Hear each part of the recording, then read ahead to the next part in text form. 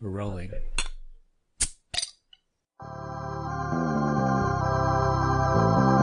Ladies and gentlemen, put your hands together for Nerdbuzzed!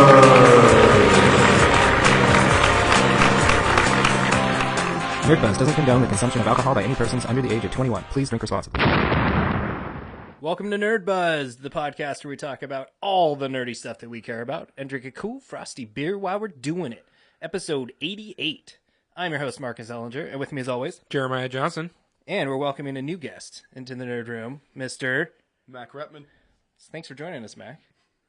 We're going to become close, nerdy friends, I can already tell. Oh, yeah. There's a nerd friend storm at brewing. And how did we find him? From the meadery. Over at Acer Meats. Yeah. Yeah. Is that how you pronounce it? I was curious about that. I've heard Acer and I've heard Acer. Yeah. I've heard one or Acer the other, but I with say the- Acer. Yeah. Eric says it, I say it. Okay, cool. That's what I wanted. I figure if you get it from the mead master's mouth, then that should be how it's said. Yeah. Right? Yeah. So Acer. Okay, cool. That's what I've been Nice. telling people. I'm glad I haven't been lying. Good. I've been known to do that from time to time. Not on purpose, but right. I was pronouncing it with more of an Iser meadery. Acer meadery, yeah. Yeah. Well, I looked it up online, and it has various things to say about it. Oh, crap, I forgot to tell this. Well, Anyway. close enough. We're close enough. Yeah. All right, there we go. Okay, like it never happened. All right, so today, before we get too much into the show, because I always talk too much and I digress, my favorite part of the show, we go to Jeremiah. For the beer. Yes, And we got to thank your brother this time. we do. And where did he get it from? He got it from Beer Store Milwaukee. Yes, right there. Here. Check him out. Who is my brother's wife's cousin owns the bottle shop. So your So- uncle's, brothers, roommates.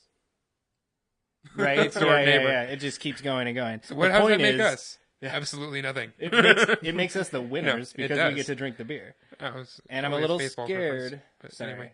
Sorry. Totally squashed your nerd fire. Yeah. I'm a little intimidated by this beer. And you're intimidated. Yeah. That's saying something. Yeah. So, This beer's big. If you didn't know, Mac, I have this magical ability to just like close my eyes and reach into the beer shelf and for some reason pull out the most potent beer that's there. I don't even have to try. And I think that it's even stronger in my brother. That's a good skill to have. Yeah, right? It's a really good skill to have. Yeah. He 13%, I'm impressed. Yeah, He 13%. set a new standard, Lambda, which doesn't get any nerdier than that. right? I'm pretty stoked with that too. Yeah. Thanks again, Broseph. I need to thank him enough times or he's going to give me a hard time when he listens to it. Yeah. Because So- he's my brother. Anyway, so it's Melvin Brewing's Lambda Industrial IPA. Yes. And, it's 13%. A whopping 13%. That is huge. That is huge. I don't think that's I've ever had bigger an than IPA. most barley wines. Yeah. Yeah, that's definitely just at least like 1% ahead of a barley wine for sure. Barley wines are tough beers. Yeah. Yeah. They are crazy. I'm not the And- biggest fan of a barley wine myself. They're so sweet. I like a barley wine if it's 3 years at the most. If it's like right on the edge of like the usual shelf life of a beer, like 5 years in my opinion, then there's a little more going on. It's a little too much for me. A little too sweet. Yeah, I can agree with that. Yeah. But I gotta say, though, I mean, it's bigger. I'm not surprised it's a little cloudier. Yeah. It's super light, though. I'm actually surprised it's so light. The color's light. They're definitely using a pale malt. It's got good lacing too. Yeah. I I like haven't this. smelled it yet. We always look, smell, then taste. So, Wow, it's really not like abrasively sweet No. smelling or anything. It's No, really it's- pretty subtle. getting the... This could be the silent killer, man. Still getting a cidery note to it, though. A cidery Yeah. note. That would come from sugar, if anything. Yes. Well, yeah, it's definitely coming from the malts. I know Melvin actually likes to use sugar in the brewing process. Okay. I've heard that they use Belgian candy sugar, and that's one of like their secret ingredients. I don't know if I should say that, but Eh. know, Yeah, Not a big deal. it's already out there. You can't take it back. Belgian candy sugar is a base for amping alcohol contents for homebrewers across the board. So Yeah. that or corn sugar because we're America. Right? Yeah. So I'm really curious about it, and you know, as always, I need to drink more beer. Yeah, of course, especially Yeah. today. Yeah. So should we do it? Should we do it? Okay, Yes. This is where all the guests mess up. It's on the wall right there. We'll get it going, and then we all chime together, right? This is the most on the spot you're going to be the whole see it. time. We get to do it one more time at the end. All right. So, to all the nerds, through all the fuzz, bottoms up, let's get nerd buzz. Clinkety All right. clank. Nice.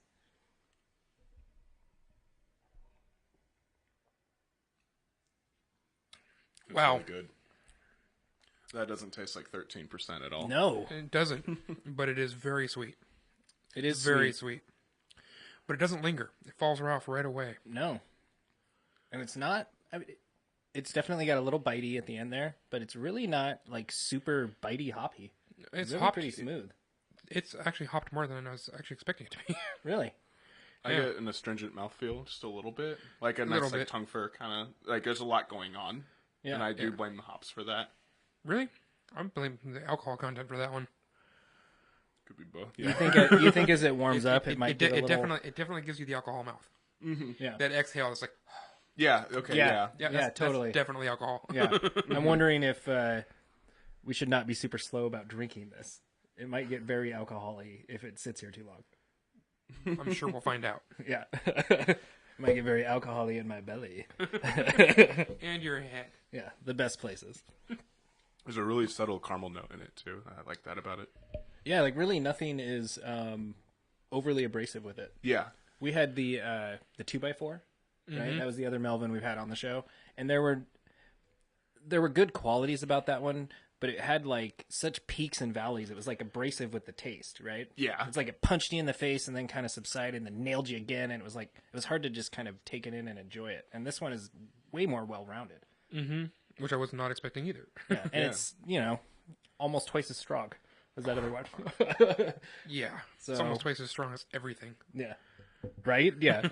So we're going to keep drinking it, and I'm going to assume it's going to get better because that's what happens as you consume more beer. Yeah. Absolutely. Right? Yeah. That's pretty standard general rule of thumb. Most of the time. We have experienced those that weren't. Yeah. Yeah. A couple of them, not many. Yes. So first off, we are going to be playing for August Assassin's Creed. Which one is it? Help me out. What's the end of it called? I can't remember. It's the standalone for Black Flag. Yes, which I'm actually really stoked about. Are you an Assassin's Creed fan? I haven't played Assassin's Creed yet. I'll confess right Okay. now. No, that's fine. I played a little bit of 2. That's where I'm at. So I don't like Assassin's Creed at all until somebody forced Black Flag on me, and I almost platinumed that game. I cracked out on it so much. So I bet I'm like an hour away from platinuming that game. So You should definitely platinum that game. right, I just don't care about trophies. I'm almost like it's almost like a spite thing. Like it's like screw you. Unless it unlocks something, I don't care. For bragging rights, I got enough to brag about. I'm not worried about it. Right? Laugh or punch me. So we're gonna play that. Play it with us. It's totally free on PSN. Download it for free. Play it. Let us know what you think. And then on this episode, we're going to dive into some hardcore PlayStation nerdiness, and we're going to pick unicorns because people ask us, what the hell is a unicorn? yeah. And I always tell them it's our number 10, and we call it the unicorn because it's the mythical creature that doesn't exist, that we're always hoping for. And once you find a game that's a 10, why would you ever play another game, right? Like you found perfection. So we never actually give something a 10. Today we're going to do it. Yep. It's going to be personal. You might have a personal 10 that's you disagree with ours. Please don't send me a bunch of hate emails. Your game is probably awesome. Also, these are our personal 10s for PlayStation 1, 2, and 3. Yes. And why are we sticking to 1, 2, and 3? Because there's not going to be any more games for those. Exactly. So we can actually label some unicorns. Personal unicorns. I think it's important to emphasize personal. But before we dive into all of that, please shrink the screen because I'm sure you're enjoying our beautiful faces at full screen. And hit subscribe and like. It really helps us out. We would love to have our own YouTube channel. Help us get there. And if you go to patreon.com/nerdbuzzed and you donate $35 or more, I'd like to emphasize or more, then you get a t-shirt, a couple stickers, and a magnet that would look kick-ass on the back of your car. And I will totally send that to you. It'd make us really, really happy. Put big smiles on our faces. Please do it. Yes. So, enough of that stuff. Let's dive into some PlayStation, guys. Definitely. Let's do it. Let's start out. We'll just go in order. You think? PlayStation 1. Okay. Alrighty. PlayStation 1 came out in 1994. It was made where were you until when PlayStation 4 came out? yeah, right. In 1994, what would that be? Freshman year? Yes, freshman Yeah. year. That would be for us. What about you? Second or third grade. Oh, nice. So we got some years on you. Nice. I was curious. That's why you knew what Pokemon was. Oh yeah. Yeah. Oh, definitely. It's like my little brother is about the same age. So, Yeah. He was way into Pokemon. Nothing against people who are into Pokemon. Oh, definitely. Yeah. It was manufactured until 2005. There was 102 million that were sold. That's a crazy number. And I'm pretty sure these are accurate on the amount of games. That was the hardest thing to find on all these. There's over 2,400 games that were made for the PlayStation 1, and the best-selling game out of all of them that was released was Gran Turismo, and it sold over 10 million copies. Dang. So, which is a great, solid game. It's not my unicorn personally, but I totally agree it's a solid game. So first off, I thought, before we dive into our unicorn, let's just share, what is that first game you either experienced, played, like a friend had it, or you personally owned it yourself on the PlayStation 1?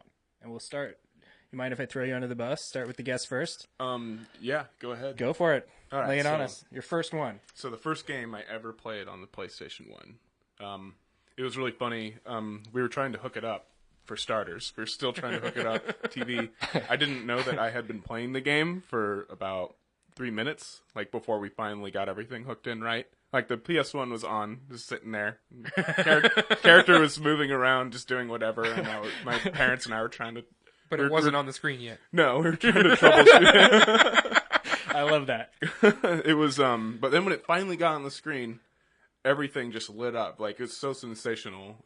It was Mega Man Legends. Oh, nice. And I had been a big fan of Mega Man games. I had never owned a Mega Man game until I got a PS1. And it started out with Mega Man Legends. Nice. And it was completely crazy. Like, I was just, from the sound of his footsteps in the corridors to, like, the voice actors and the music, and, like, that sort of papier-mâché look that PS1 is really good at presenting. Yeah. Everything was just fantastic to me. This is the most immersive game that I have probably ever played on the PS1. So I have to ask you, because we're already talking about your PlayStation 1 games. Is that your unicorn? I would say, is that all right? Like, Yeah, is no, that you can okay? say it. Your Yeah, unicorn. Yeah, it's yours. Yeah, man. There's no wrong answer on the unicorns on this episode. I'm sure somebody will disagree with us, but whatever. It's our That's show. the internet Screw score. it. Mega Right? Man Legends is my unicorn. I have other reasons to back that up too. Mega Man Legends was completely different from what we're used to seeing in, like, plot-wise in the Mega Man universe. Everything's usually like, oh, stop Dr. Wily, or like, stop Sigma, Mega Yeah. Man, Mega Man X. Mega Man Legends, you didn't know, like, who really was the bad guy. You did not know, like, even when you beat the game, you didn't know. So they left it really open-ended for a lot of possible writing and a lot of history. Like, this is a post-apocalyptic Mega Man world. There was never anything like that until Mega Man Legends came around. And they played it pretty well, actually, because all the characters are pretty chill about it. They seem to just be, like, surviving, Yeah. doing whatever. So it didn't feel like a gritty world, really. But the aesthetic that I thought was amazing about Mega Man was that you had the feeling of having to get parts to do everything. Like, little things. Like, you could get a piece of a vacuum and, like, a broken landmine and, like, you'd bring it to roll. Be like, here, do something with this. And she'd make a gun out of it for you. Or at least something that could help you while you were out. Like, it's nuts. It's crazy. There's also a very real RPG element in Mega Man Legends where you could explore everything. Like, the circle button was your friend. Like, there was nothing that was beyond being explored. From, like, a Nice. box in a cardboard alley. Examine this, examine that. Yeah. Which Exactly. you are so... Oh, you love that about a game. I love that about a game. Countless times he's told me, I have to check... You will spend, like, the average time to beat a game, and it wouldn't be absurd for you to maybe, depending on the game... Three times that. I was going to say, you could easily double it. Yeah. Because he looks in every... That's how he plays, right? Yeah. Yeah. Details are important. Yeah. They always will be. Mega Man Legends did not falter on that.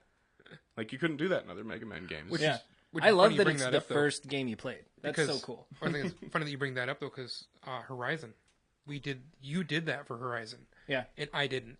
Yeah. I totally went the opposite direction with Horizon. And I don't know why. I can't explain why I did that for Horizon, but Horizon totally just didn't give me that I need to explore everything.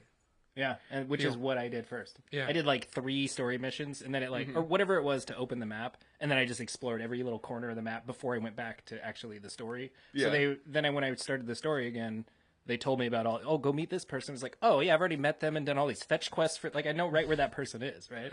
Which we played it so opposite and very opposite of each other, but also opposite of our traditional gameplay style, right? We're typically the other way around. I think that's super cool that the first game you played is, do you think, so for you personally, because again, they're personal unicorns, is that like a huge factor in making it the unicorn then? Because there's such that, it's the original for you, right? It wasn't just that it was the original, honestly. It was I went and played other Mega Man games. I have like every Mega Man game on PS1. Nice. And I played all of them, and even Mega Man Legends 2 isn't as fun as Mega Man Legends 1 to me. But I just think it's a better constructed approach to Mega Man, and I think it's being really overlooked right now. We almost had Legends 3 on the 3DS. It was going to be like sometime after the launch titles. And regrettably, Capcom pulled out of that, so we're now missing the third installment of what, 100,000 strong people want. We really want this game, and I think that's really cool. I think we need a third game. Yeah.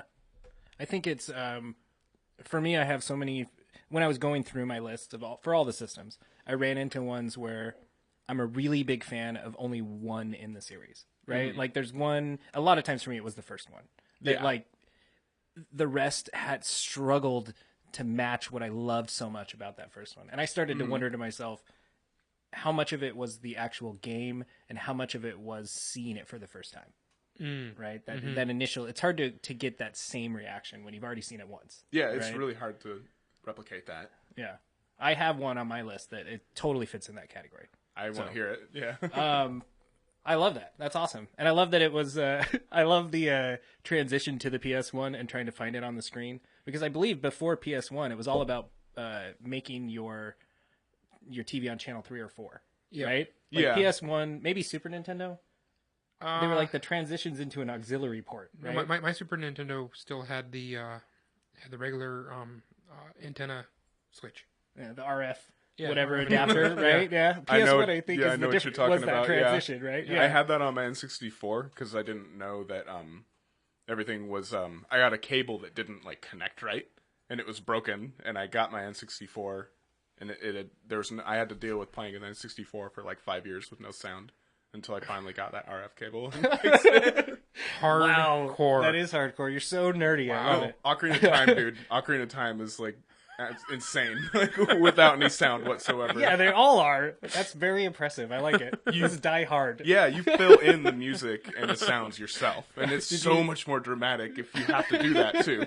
Like the beginning when the moon's going up in the game, there's no music immediately, right? And when you have sound, but in my head it was just like this freaking like doomsday, like Yeah.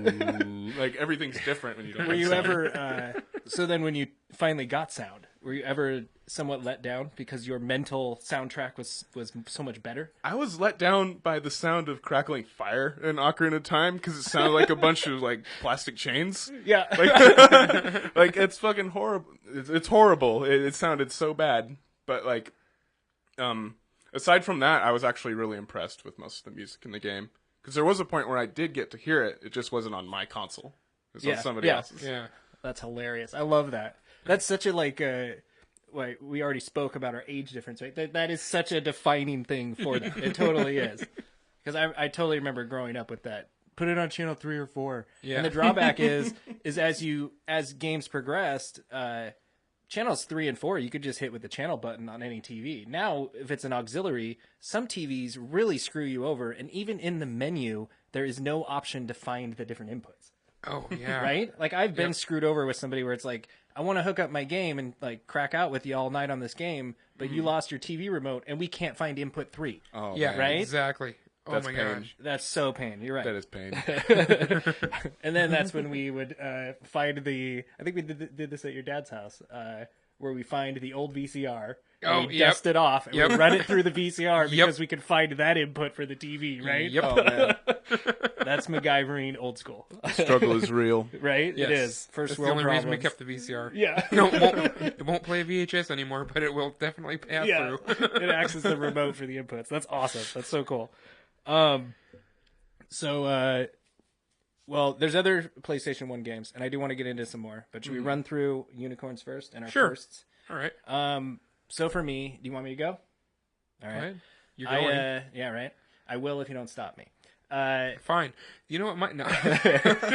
I've shared the story. I think it was on one of our first casts, but I grew up in a household. I was the firstborn, so of course everything is the devil, and you must protect your child from everything because we're also new parents, right? Like my parents were super young when they had me, and everybody's learning at the same time. So I didn't get to play video games. I didn't get to like dive into too much of anything racy, right? And so when I got my first job, I went to a pawn shop. I bought a PlayStation 1, and I bought Metal Gear Solid. And I bought those two at the same time with a memory card. I went home, and I cracked out and beat Metal Gear Solid in like 2 days. And I have to say, it's my first game, and I'm in the same boat with you that I owned. I'd played other games on other people's systems. The first one I owned, and for me, that's a big part of why it is my unicorn for PlayStation 1. But also, speaking to trophies, and that getting a platinum trophy doesn't get you anything other than bragging rights.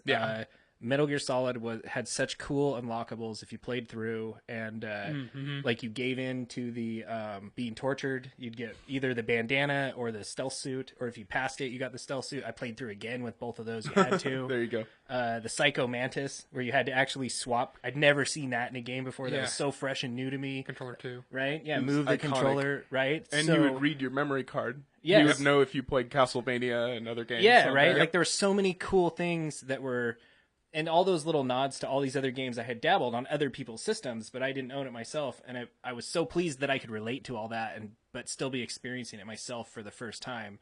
And it's hardcore storytelling. There's a lot of reading, a lot of codec pop-up that comes up in it, but it's so dramatic and so overwhelmingly Metal Gear. I have to put it as my unicorn, and it is my first game. Snake! Right? Yeah. Right? Totally. And the, what's her name? Is it Naomi? The other chick is like, Snake, can it happen on the battlefield? It's like, right? It's like, there's so many, like, just cheesy, cliche stuff from that game, but I soaked that game up, man. I love Metal Gear to this day. It's Metal Gear for me still stands as we were talking, like your first game, a lot of times your follow-ups just can't measure up, right? Yeah. I love how Metal Gear constantly reinvents itself, but stays within the realm of Metal Gear, right? Like each Metal Gear game is Metal Gear, but it's a totally different game. And it might not be your favorite, or it might not cater to you, but I guarantee there's a Metal Gear that you would like. And if you're a fan and you're willing to transition with them, it's really cool to experience the different avenues of Metal Gear through all the games they release. It's one of my favorite things about Metal Gear, for sure. Nice. So that's my unicorn and my first. Jeremiah? Awesome. So, let's start with my first. It's not my unicorn. It's not my unicorn. But, but I really, really, really, really, really think because when you brought this up, this whole tens, firsts, and all this stuff, what nailed down why I like the Tomb Raider series so much. Really? And the new Tomb Raiders especially, because they've brought me back to the way this original Tomb Raider was, because that was the first game I ever played on PlayStation, was the original Tomb Raider. Yeah, I've always been, even we know, because if you've ever heard of the other cast and my comments on Tomb Raider, I've always been a little on the fence about Tomb Raider. You just don't like a female lead. You just That's can't handle a big it. part of it. It is true. It is true. But no, seriously, I said the first Tomb Raider is the first game I played on PlayStation. At my friend's house, cracking out because he was asleep finally. So I was like sitting there with no sleep, just like eye drops. Keep going here. Oh, come on, guys. Try not to be too loud so you don't wake him up and he wants a turn. Exactly. Yeah. Yeah, no worries, dude. He was the Mountain Dew crack out king. When he was out, he was out. Nice. That was nice. But But no, so seriously, the Tomb Raider was like definitely like my first and like one of the ones I appreciate the most. But it's when it comes down to just total time spent playing a game, I got it with Gran Turismo 2 As your unicorn? as my unicorn. Yeah. It really is. I just sheer hours upon hours upon hours upon hours of my life. I don't think Skyrim, even on my third time playing through with this, Like Doesn't all compare to three Gran of them? Turismo does 2. not Yeah. compare to Gran Turismo 2 as far as What? hours consumed of my life. I can't even fathom that. Like, Yeah. because Skyrim is like tediously huge, I know, and and Gran Turismo 2. Although I do remember for me, I think Gran Turismo 2 is my like quintessential Gran Turismo. It's the one I totally agree with you. I was in that same scenario waiting for my buddy to fall asleep, right? Tyler, if you're watching, I love you, man, but I could not wait till you passed out so I could crack out on a video game. But and steal your dad's cookies and then let him yell at you for it. That was also my favorite. And they were like the garbage cheap Oreos. They weren't even good. Oh, But right? Yeah, the Always off-brand gotta rock Oreos. the off-brand. Yeah. But anyway, I remember playing for the licenses. That's where I lost so many hours, and that's where I came up with. Yep, the, had to gold all the licenses. Yep, and that's where I came up with the standard racing game rule where you will play that same license thing over and over and be a tenth of a second off, and then you beat it by like 3 seconds. Yep. Every time. It's like, where the hell was all that time? Like, how did that even happen? You found the racing line. Right? Totally. Yep. No, I think those are all solid PS1 I games. gotta say though, with the Gran Turismo 2, I gotta put an asterisk in there. Most of that was couch play. Really? Yeah. Yeah, I guess. Yeah, me and Tyler, we played that Yeah, together. most of that was couch play. It was passing controller off between usually about 4 people. Yeah. I do gotta say though, I held first and held the controller for longer than most people did. Nice. Yeah. Because you kept winning? Was it like a fighting game as long as you Yeah, won the yeah, race? that's you had to exactly how keep we did playing? it. Yeah. Yep. Nice. My friends and I played Grand Theft Auto 3 like that when that game was, a hit. Yeah. Like, it was new and it was great. We would take turns by death. Like, we'd switch it off. Oh, he didn't make the jump. He died. He's drowning in the water. My turn. Like, that's how Yeah. it just went with Yeah. Grand Theft Auto. And it was so addicting. Yeah, So I can kind of relate. the other couch play game that we did was Tekken 3. Yes. I was going to say, that's in my runner-ups for sure. Yep. I played the crap out of Tekken 3. Yeah, Good game. Yep. great game. Still one of my favorite fighters of all time. Yes. It's a very... I think all of these are... If you have a PS1 and you can dust it off and you find old games, I think they're all totally worth playing. Mm-hmm. So, talking about runner-ups now. Mm-hmm. Are you guys into JRPGs? Yeah. Okay, and Not in PS1. I wasn't there yet. really, Yeah. because like I got to say, like the PS1 is like my quintessential JRPG platform. Yeah. I think for a lot of people it is.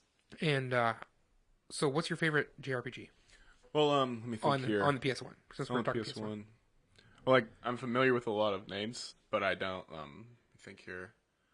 We're not going to quiz you. No, I kind of feel like that. Just like Does moment, he really but, like, know it? Yeah. Like, I'm familiar with like Suikoden. That's a really good one. Nice. Yeah. I need to I've played play some it. of that one. I haven't played it yet, but I almost wish I could just say like Final Fantasy 9 or something like that. Yeah. Well, Final Fantasy 7, Final Fantasy 8 were your PlayStation ones. Yeah, but I wouldn't classify that as like a JRPG necessarily. Okay, well, Or RPG. Okay, we'll just say RPG. Is that like the RPG, transition to the American JRPG then? Would you say that? I would kind of agree with that. Okay. I'm not Kind of really more sure. the mainstream JRPG. Yeah, like Final Fantasy, of course, would be definitely mainstream. I mean, like technically, it would be. It's Just okay. Your turn-based, story-driven yeah. RPGs. Yeah. That's what I'm getting on. Yeah. So like, You know. Final Fantasy 9 was one of my favorites for Nice. that. I'm just gonna say that because that was the first game, the first RPG, the first Final Fantasy game I actually like thoroughly enjoyed. And I gotta say, from what people I've talked to from your generation, that is the one that everybody goes to. 7 is actually the one. Like I would think. No, 7 is the one that like, our generation, everybody I know goes to. But Uh-huh. like, for your generation, like a lot of people loved 9. Yeah, And I've heard so and many. I loved 9 for the fact that they brought back the original characters, Yeah. but I didn't like the way they cartoonized them. Yeah, And I had a hard time getting around that. I'm not even familiar with 9. A really hard time getting I around went that because 7, 10.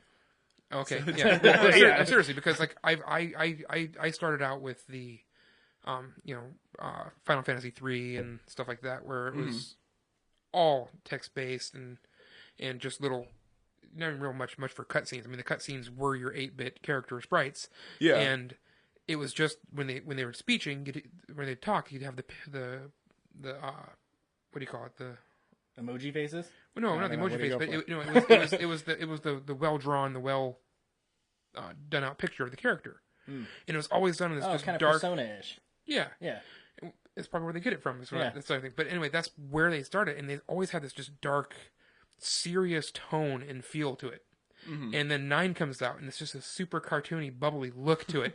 And I had such a hard time getting around that. It's such a great story and such a great game, but I had such a hard time getting around it. Especially when they cartoonized some of my favorite original characters. I wonder how much of that, again, is that like transition to try to kind of bring it, like westernize it, right? And try to maybe bring it, because again, I think even our cartoons are more cartoony, right? And that type of thing. I wonder if that was to try to appeal to the children of I would agree with children that. more. Quite possibly. Appeal to a younger demographic. Yeah. And as well as get away from the cold, hard, like brooding serious past of so many like previous Final Fantasy stories. Which is what I love. Yeah, no, I agree. That so much. But it needed to calm down just for a little, if just once, like Final Fantasy 9 was a good outlet for that, I thought. Yeah.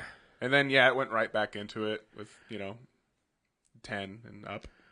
So C10 had such a light feel for so many parts of it, and I think that was just more the setting they put it in. It's kind of almost this like meld of those. Yeah, right. It it has really that is. ominous, but at the same time, it's that light. It's such goofy characters and like lighthearted and like Exactly. I love 10 actually. I played really the crap love out of 10. I thought 10 was the one that brought me back into the Final Fantasy fold. Yeah. 11 I didn't care so much for, but 12 was pretty good. When 10 came out, it was like phenomenally good looking. Like the graphics on that were intense. But I feel like the story and some of the gameplay was too linear for a Final Fantasy game. Yeah, that it was definitely more that linear. was my sole complaint about it, was how linear and how you didn't have the open map. Mm-hmm. Even And the airship. Even the way you level up is so linear, right? Like with your orbs and like the little paths. It and the has web to and, be. like, I'll tell you, I made a mistake playing Final Fantasy X by thinking that I could go all over the sphere grid however I wanted from the beginning. No, you can't do that. And that's where I felt like that game has some errors in it. Yeah. Like you should be able to play a game however you want, and when There it should was be a just way- Square making games, they didn't understand that. There should be with 10 I think there should be a way to strip your grid and rebuild it in another way if you so choose. Even if you have like a penalty system for it, so let's say you did that, you lost a little bit, but I think there is one, actually. It's just not a very commonplace item. really, Yeah, I'm almost positive that Okay. there's an item that's in that game that can do that. all right. But I don't know what it's called or where to get it, because I think the items in Final Fantasy X were placed very oddly. Also, yeah. like It was a weird kind of game. I only was. I only It's like this legendary limbo-y weapon game. 4 of them, 3 of them. I only legendary weapon 3 of them. you have 3 legendary weapons. Yeah. That's pretty good. I didn't have one. I didn't have any when I played Final Fantasy X. I must have been playing it wrong, because I wasted so many once again hours of my life on that game. Yeah. Well, now we're jumping consoles We are. because that's a little bit. Okay, That's but anyway, PS2. so But we're having back, fun, though. back to yeah, no, it's totally fine. Way We to get bring us down. tangents, right? But before we get Before we get to our this. PS2, I'm just trying to keep us on track a little bit. Yeah. So Is there anything on the PS1 that you just, I mean, real quick, want to touch on that if you Yes. care about PS1, you need to check these games out also? the Breath of Fire series. Breath of Fire. I loved Breath of Fire 3. Breath of Fire 3 was like my favorite game for the longest time. I'm not familiar with Breath of Fire. RPG? Yes, it's an RPG. Yeah. I think I actually... JRPG. Could you say It's done more in the style of how would you put it? Would you say it's more similar to like Chrono Cross and gameplay style? Yeah, I would say. Yeah, Some of the aesthetics are a little different, but it's yeah. pretty similar. yeah. I did play some of that.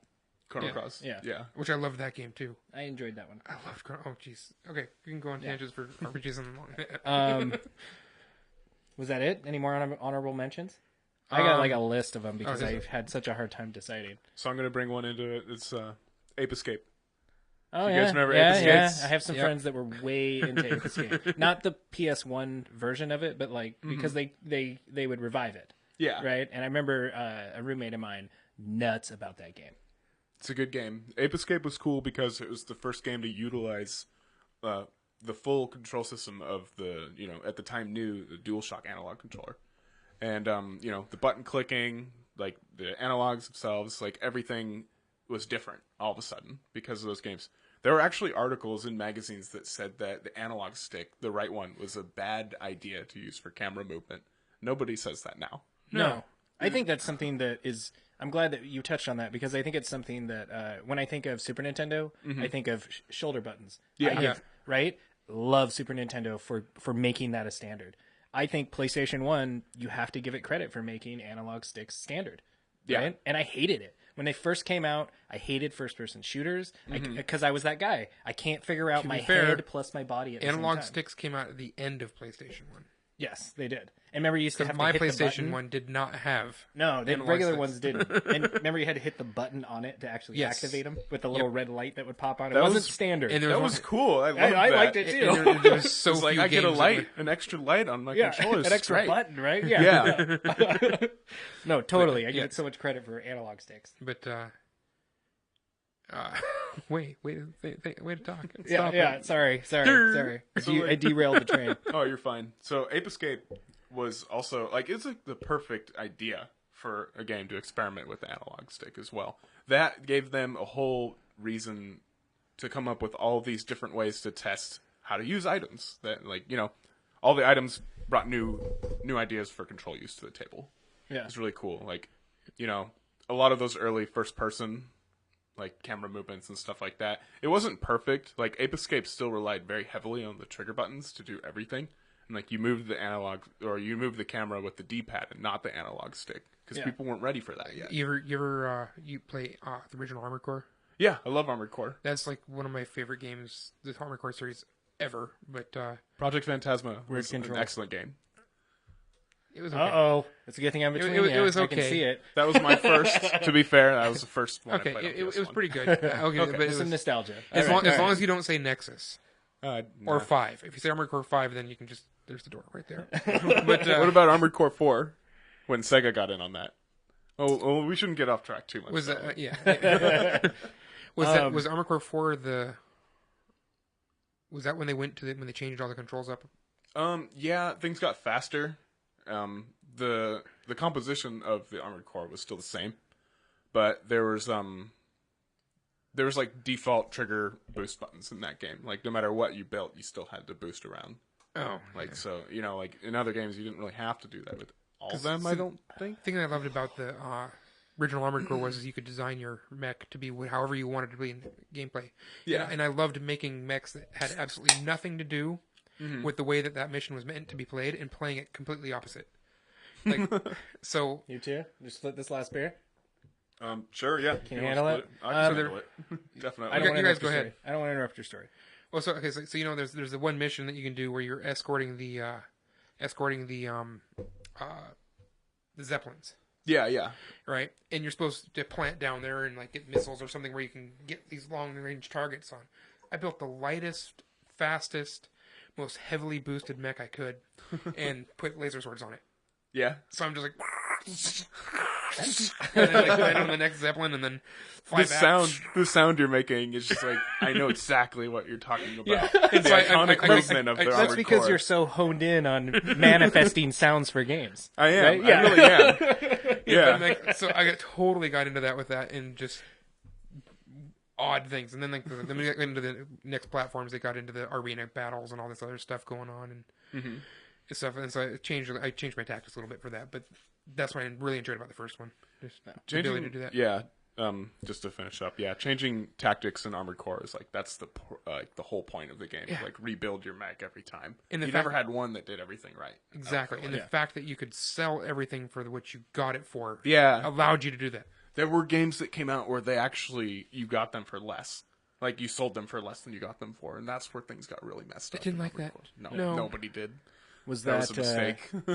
Was that to the point of like DLC, where like you could purchase things online? It wasn't like Armored Core. I don't think ever ventured into DLC territory. No, as far as like, but Nexus is when they started just going downhill and changing stuff, and I didn't like it. You think Yeah. Armored Core is like on the?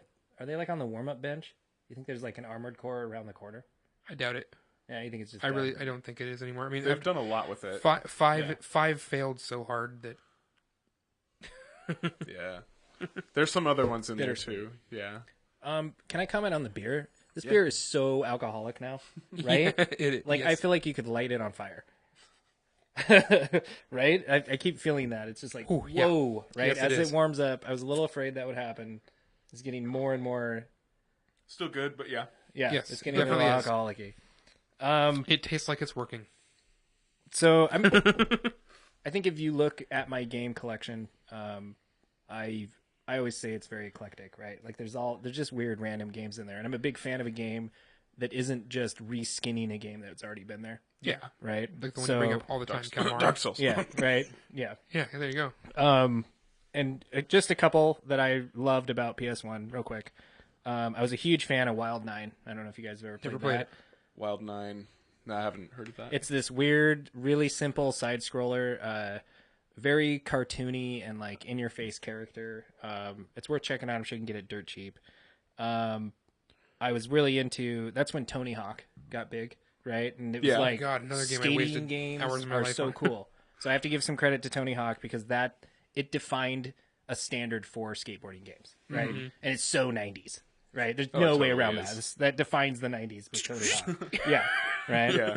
Nothing was better than listening to Mill and Colin while trying to, master the manual. Right, yeah. And do the same exact kickflip animation like 5 times in a row Yeah, before yeah. falling to your bloody pavement. Yeah. So I got to give PlayStation 1 some credit for that. I also think Wild 9, check it out. It's great.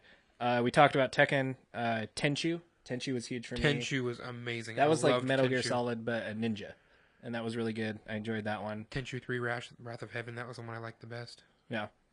I was a big Siphon Filter fan. Siphon And Filter, yeah. The first one. I think after that, they're kind of garbage. But I really, really enjoyed that first Siphon Filter. Again, Tyler, me and him, I couldn't wait for him to fall asleep. I never so really got could into the play it. siphon filters. That first one's pretty good. And then lastly, just something that's kind of weird, but I really loved it and played so many countless hours of was Intelligent Cube. Intelligent Cube. Yeah, you ever play that? Apparently, no. I was looking it up. It's this weird puzzle game where you have these cubes, and they roll at you. Like there's various. They're so deep, right? And you have this little guy that can go up and highlight a square, and then when the cube gets there, it drops. And so you have to like find your way through all these cubes that are rolling at you to get to the end. And so it's totally a puzzle game, right? But and then at the end of it, when you beat it, it gives you so many turns you should be able to beat the level in, but you can do it better if you're better, right? And then once you die, it gives you your IQ rating.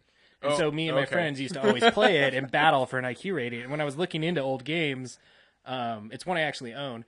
I was looking, and it's like one of the rarest PlayStation 1 games, and it's like actually pretty valuable and hard to find out there. And I was Really? like, that's pretty sweet because I have it. Nice. So I was stoked on that. I had to throw some Which meant props out to that. nobody liked it in the day. Yeah, right. It totally does. You just didn't appreciate it for what it was. For us, it was a party game. It was totally how we played it. I'm impressed that you brought up a puzzle game in the first place. Like, I wasn't expecting... I didn't even consider that. Like, Oh, the yeah. puzzle I game love a good genre, puzzle game. like, Yeah. in your collection of PS1 games. Yeah. No, That's cool. Like, I really have just this weird, random collection of games. I really do. There's every genre you could think of is in there.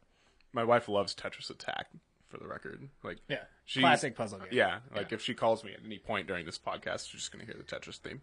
That's Nice. all. Nice. I think we heard it at the meadery. Oh, yeah, you we? I did. think That's we did. right. Yeah, We joked about it. yeah. That was pretty funny. So should we move on to PS2? Sure, why Right? not? This is going to be the longest podcast in the world, but whatever. It's our show. Screw you. We got a lot So, of favorites. Yeah, lots of favorites. Yeah, let's do an Um, episode. Should we recap real quick our PS1 unicorns? Just so we bring it all full circle.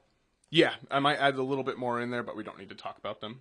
What was your PS1 unicorn? My PS1 unicorn was Mega Man Legends. And mine was the first, the first PS1 Metal Gear Solid, Yeah, and then mine was Gran Turismo. obviously. Yes. Which is right in the wheelhouse because number 1 was the top seller. Yep. Nice. So now let's move on to PS2. And that came out from 2000 to 2013. Sold 155 million systems, and it still holds the record for the number one all-time selling system ever, which I'm so in love with my PS2. Still own one, still break it out from time to time. It's awesome. There was over 2,500 games. Again, don't send me hate emails on that number, but it's what I could find. And the best-selling game for the system was Grand Theft Auto San Andreas. Sold 17 million copies. I like San Andreas. Yeah. I was so tempted to make a GTA Grove Street, one of my unicorns, but I can't do it because I'm 100 because GTA 6 is going to come out and it's going to be better than all the rest of them, right? So I keep feeling like I can't make it a unicorn because it's just going to be better and better. So it's still out there. So should we just kind of keep the rotation going? Go to the guest first. Yeah, sure. Put you on the that. spot. Let's do it. I love that he's got the list too. All right, yeah, I was working on this too. yeah. Let's see, PS2. All right, unicorn first, or should I? Let's go first one you played that got you into your PS2. What was the first one you went out there and got? All right, well, Jack and Daxter, specifically Jack 2, like when they started to get more like edgy.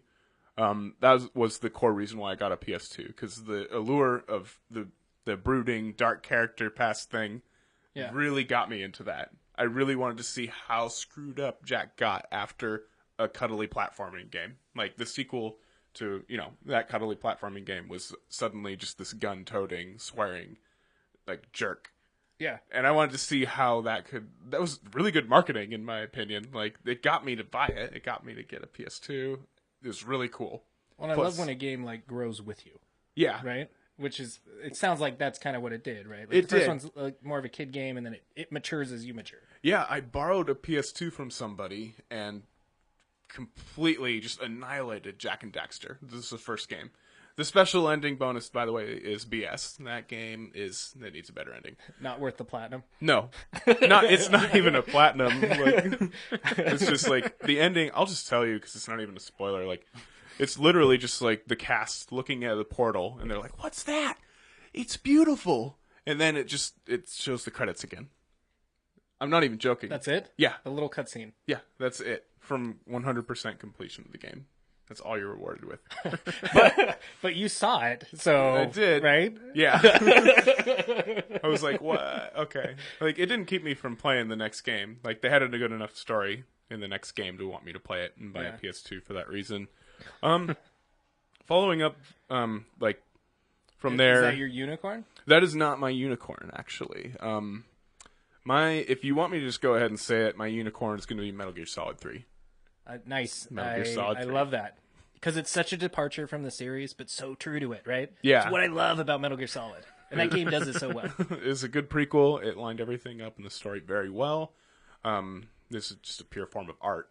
And the replay value on it is the most I've ever had on any game I've ever played in my life. Like, because the story is phenomenal. But once you get past the story, you have all these little fun things you get to do. Like, every area has like 6 different purposes behind it. Whether it's you're collecting, I don't know, there's like a frog, the frog is in every level, like every area. You have to find it and shoot it. It's literally every area, even like tough areas where you're designated driver for certain situations. Yeah. And the other cool thing is there's outfits that you can only get like the second time around playing that game, and every outfit in Metal Gear Solid 3 has its own purpose and whatnot. I could go on. I love Metal Gear Solid 3. I have a terrible, terrible story about Metal Gear Solid 3. Metal Gear Solid 3 is a game that I've tried to beat 3 times, and I've never actually beat Metal Gear Solid 3. Really? The first time I played, and I got all the way to the final boss fight, right? Mm-hmm. And the first time, this was on my my PlayStation 2, my memory card crapped out. Oh. And I couldn't reload, and I was like, and new games were coming, and I was like, all right, I beat it. I got to put it down. I'm going to play this new thing. And then I tried it again, and somebody like oversaved over my file, and I was so pissed. Same thing. And then they released the remasters, right? And you could play it on PS3, right? Power went out, as I transitioned through a door, corrupted my save file to fight the final boss. So I swear there's a Metal Gear Solid god out there that is smiting the hell out of me. Oh my and I gosh. refuse to make the endeavor again. But I've gotten all the way to the door to fight the final guy 3 times. And something absurd and retarded like that happens. That sounds as bad as my freaking Skyrim story. Yeah, it's horrible. Yeah, same kind of thing, right? And you just can't progress, and I was so bummed. And when you go, I remember when the power went out, when that time happened, I was like, really? Are you serious? I didn't pray enough or something? I did. I don't think you did. Right? Like something, right? Like there's something going on here. And I remember loading the game up, and it said, corrupted game file. And I was just like, oh my God. Man. Let's play it again soon and beat it. I would love to do it. I've loved the game. I think that game, again, I love how Metal Gear, because I think they all do it. I think you have your favorite out of Metal Gear Solid for sure, if you're a fan, and you have the one you don't like as much, but you still love that one because of the way it falls in the story, and you want to know the lore of Metal Gear, right? And how it all happens. But they're all so different from each other, but so true to Metal Gear. I can't say enough good things about Metal Gear. I really can't. Nice. I love it so much. It's a very complex and well thought out game. It is truly a piece of art, I think. Yeah. Moving on from Metal Gear Solid, I mean, like, if you want me to bring my, the honorable mentions into it. Yeah. SSX 3, best snowboarding game So you many ever hours play. wasted on SSX. Yeah. They kind of bandwagoned onto the same idea that Z-Axis founded, like, quite by accident. Like, Z-Axis was the first company to introduce, free exploration, no 3-minute timer sports games. Yeah. You could go up to somebody in the game and ask them, like, they would tell you, like, grind 20 meters on this rail, and I'll sponsor you, that kind of thing. Yeah. And SSX kind of bandwagoned on that shortly after Tony Hawk 4 came out, and you have a whole mountain to do it on, is the difference. And there's so many varying objectives on it. You could go through, they'll tell you to go through hoops, they'll tell you to beat times. You can do it all on your own time. And the unlockables are great because, I mean, like, they have concept art that's that's an okay unlockable, Not really. At least it's something. Trophy hounds. It's something, yeah. They want you to hoard as much stuff as you can. Yeah. And, but outfits were really cool in SSX, because they're all really wacky. Like, you wanted to see how, crazy they could get. And, just the gameplay, the way these people designed the most crazy mountains. You'll be plowing through avalanches trying to get to the finish line and stuff like that. You'll be grinding on tips of ice that are as thick as a quarter. And, and that's great. That's awesome. Following up from that, I would do or actually just moving on if you guys I have 5 more. Go ahead. Yeah, no, it's okay. Let's hear 'em. I am actually going to All we don't right. have our counter, but I have the counter. Right, I have to do it. I'm sorry. All But I'm going to dance the whole episode if I don't do it real quick. You can dance. Yeah. I think this is going to be a 2-part episode. It might be. That's all right. Keep it going. Yeah, that's good. All right. So anyway, all right. He's not here to banter with you, but what's All right. So I'm just gonna get my GTA. because out what's is a technical term, by the way. there. So Vice City. I think Vice City is Vice a great City game. is my favorite. Aesthetically amazing, definitely made at the right time, and the soundtrack for that game also makes it aesthetically pleasing, just incredible. Nice.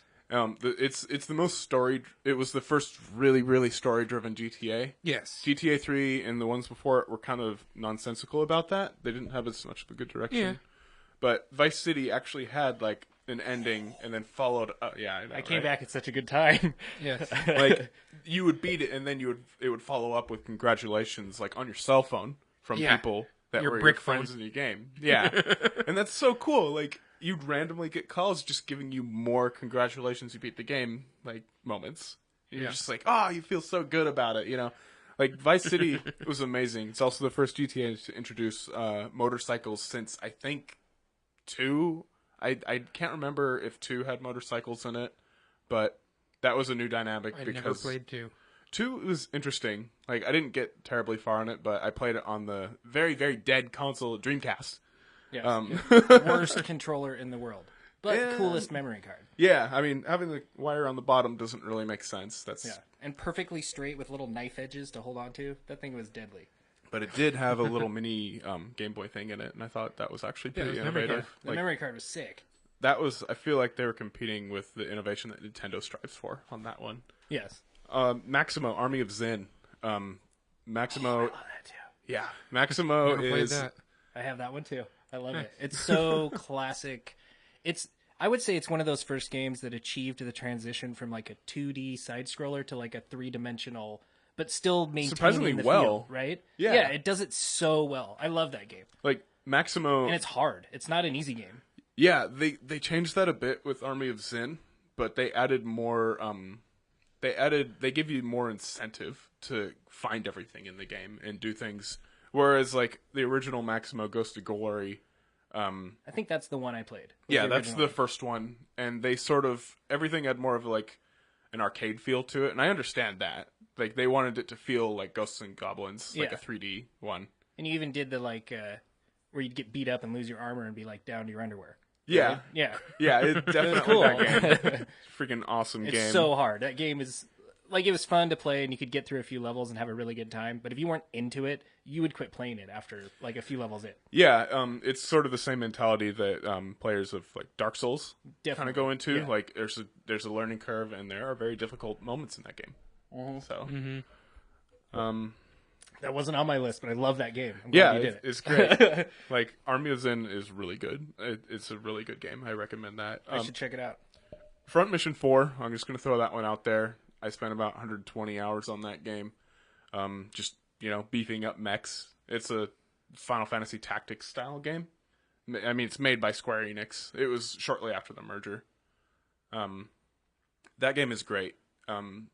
Pumping stats into mechs and watching them fight in a chess-like setting of turn-based battle is awesome. It's so crazy. I don't think I've ever even heard of it. Yeah, just big mechs running around shooting the limbs off each other and attacks rated by percentages. I'm already sold.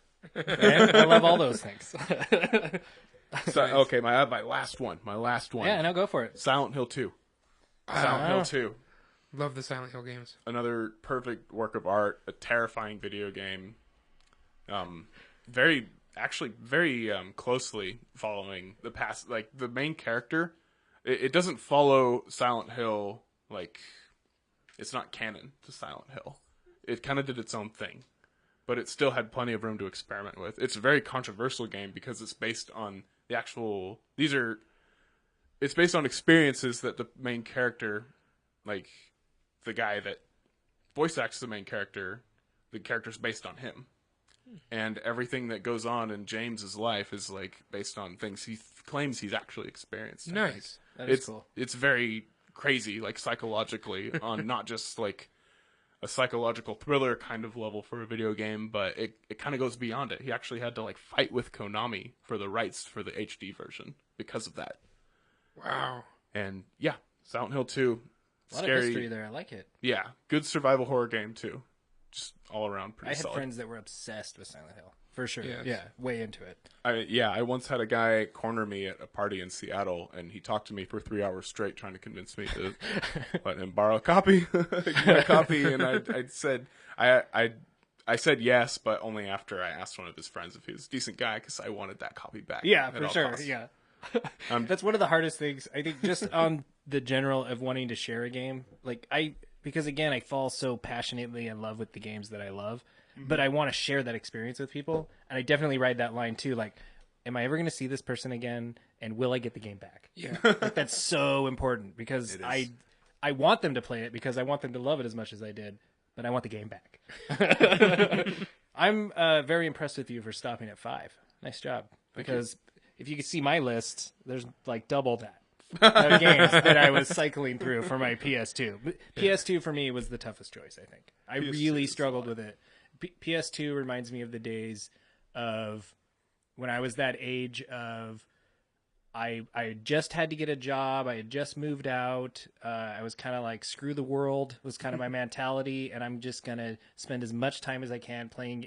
It's when I played the most consecutive hours, the most consecutive days on video games. See, I wasn't grown up yet, I guess, right? But on the but had enough money to buy grown up things, right? Gotcha. So it's like that weird limbo zone.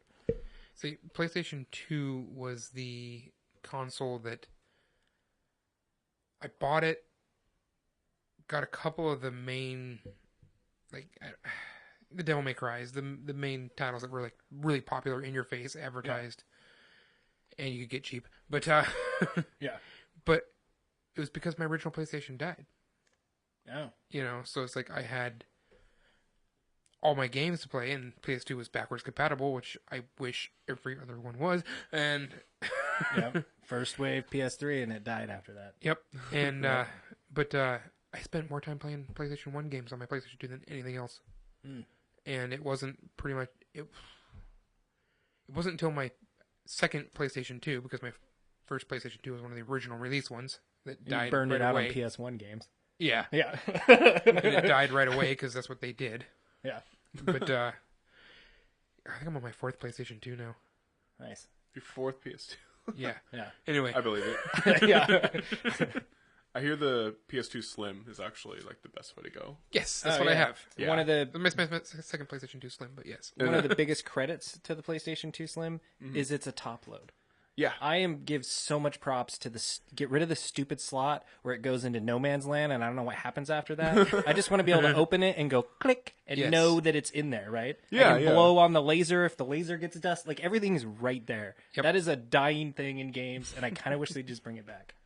I agree. would totally, if they released like a ultra slim PS4 that didn't have any of those mechanical parts and I could just go click, Yeah. I would buy that in a heartbeat. It'd be so cool. Just makes sense. Yeah, it's just simple, right? A lot of times the simplest answer is the right answer. Also, Definitely. for the record, I played most my late PS1 game experiences were on PS3.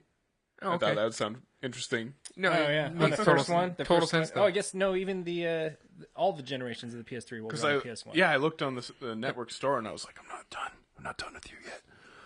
Yeah. I need to play the rest of you. Yeah. You can't leave me like this. That's funny. I actually own an adapter that will allow you to put in PS1 and 2 memory cards and transfer it to your PS3. What? Yeah, I have this little block that will take the card with a little USB cable that will do it. It's like, if you didn't buy that thing when the PS3 first came out because people cared then, I don't think you can get it anymore, but I still own it to this day. Nice. It's like on my nerd shelf somewhere around here. It's this Good little investment. cube thing, but it was like $20 at the time, but I bet I could sell that on eBay or something for some, I don't know, they don't make them anymore. Huh. Yeah, Nice. it's like a little diamond in the rough I got somewhere. I like it. That makes me wonder. PS3 controllers were like 56 or something before tax in Washington State, and I'm wondering how far that's dropped since last time I checked, because those are expensive controllers. Yeah, Yeah. and I need another one too. It's the PS3? Yeah. Yeah, they're hands down my favorite controller. The They're battery life on that thing, the analog stick on that thing. The only drawback to the PS3 controller was the swoopy sticks. I love the trigger sticks that's on the PS4, but my controller constantly dies, and I burned through my analog stick. I've never had that happen on a PS3, But you did find the aftermarket caps that you glued Yes. on that work really well. and I do love them. I think they're Yes. awesome. They're the ones that people actually are not a fan of, and they rate them lower than like they raved about these ones with like a frog print on top of it. Don't get them; they suck. They pop off all the time. Yeah. The other ones are awesome. I love them. The button ones, the nibby ones. Yeah, they have little nubs around Yeah, them. I actually kind of like them. Yeah, oh, they're great. And you get like 30 of them for $15 or something. I, however, am not that hard on my controller. Yes, but you break the triggers, Yes. right? Again, Well, I broke your triggers. Yeah, thanks, buddy. That's how I know. Still, I'm not quite over it. If you can't tell. The, controller, the triggers on all my controllers were great. Yeah, I'm sure. We need to play games at your house more. So did you? I did not give him Yeah, let's do unicorns. unicorns. Lay it on Oh me. boy. We'll keep going in order. PlayStation 2 unicorn. I have to go Silent Line. Silent Line. What is Silent Line? I've Armored, never Armored played it. Core 3 Silent Line. No, Core I was 3 wondering Silent if there'd be an Armored Okay. Core in there somewhere.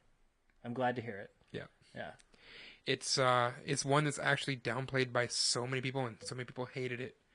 But it's the last one that still uses the original controls. Oh, really? Yes. Okay. So you still got the up down camera Okay. controls with the trigger, and it's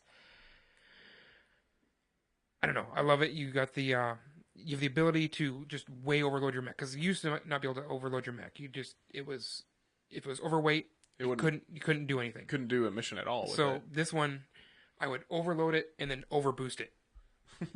So I would get in there, and I just go and just hit straight into the rocket, and just launch away with the freaking over-shoulder missile packs. Yeah.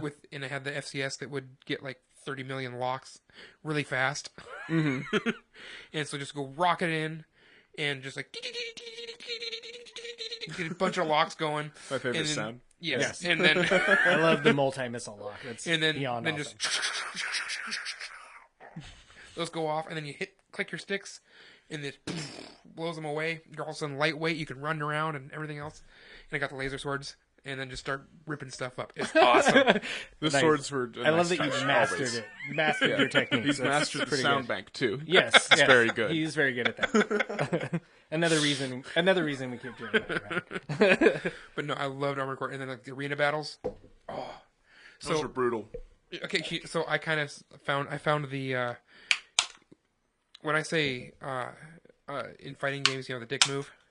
The what move? The dick move. You know what that is? Yeah, you know what that is. Yeah. Right? It's the one move that's like the leg sweep from King. Oh, the leg sweep for King? Yeah. It just comes in. Or once it hits you with it, it's... You're talking about King from Tekken, right? Yeah, or like Eddie the Gordo's combo? Or the Eddie Gordo spin, or whatever it is. Oh, Eddie Gordo, yeah. It's the move that's really, really, really difficult to dodge, just dodge from, and once you're dodged, the other person can just keep doing it, and there's nothing you can do. You just put the controller down because they're going to keep doing that, and you walk away. Dick move explains it perfectly. I remember playing the demo. But anyway. Yeah. The demo disc version of like Tekken 3. Like I was big on getting PlayStation official magazine. Yeah. Okay. And like I would act like I was like when I was a kid, I would think it was so cool just to have the demo disc on the TV. And so there's only two characters, Ling Xiaoyu and Which is Eddie my favorite. Gordo. Yeah, like and like people, I would just be like, "Yeah, you want to play Tekken? I've got Tekken." And then like people would come over and play those characters. I loved Lin Xiaoyu because she didn't hit hard, but she was fast. Yeah, And so when people would play with those dick moves and stuff, she was fast enough to block it and snag them back, which would break their combo or break whatever it was. And I loved the fact that she would do that. You had to hit him 100,000 times to kill him. Yeah. But just the fact that you could do that, and it would just see these people get so irate that they can't pull their combos off and stuff because you're just like, smack! Tekken could lose friends. I'm a firm believer that fighting games can tear people apart. Oh, I've had many words with friends over Tekken. Yes, for sure. I love that the demo was the worst cheater guy, and the guy they put him up against was the like littlest girl in the game. Like that's who the demo's gonna be. Yeah, that was the demo. That's the demo. Yeah. But Lin love Xiaoyu it. was brutal if you knew how to play her. Yeah. And I spent hours learning how to play her just because I could do that Yeah. and have that bragging rights. Which is, I think the heyday of Tekken for me was Tekken Tag, which is PS2. Yeah, okay. Yeah, to, bring it all full circle, right? Yeah. Yeah. Should we move on to PS3? It's my turn. Host. You guys get on that. Fine. I need to go take All a right, break nice. because And now it's your turn. got to even the numbers. Yeah, and then I think maybe before we wrap up PS2, we should talk about beer since you finished yours. Yeah. And then we'll review our beer. And I think you're right. This is going to be episodes 1 and 2. Yes. So, bonus. Talking about Yeah. beer, talking about nerd culture. You're on Nerdbuzzed. Marcus and Jeremiah. You're on Nerdbuzzed.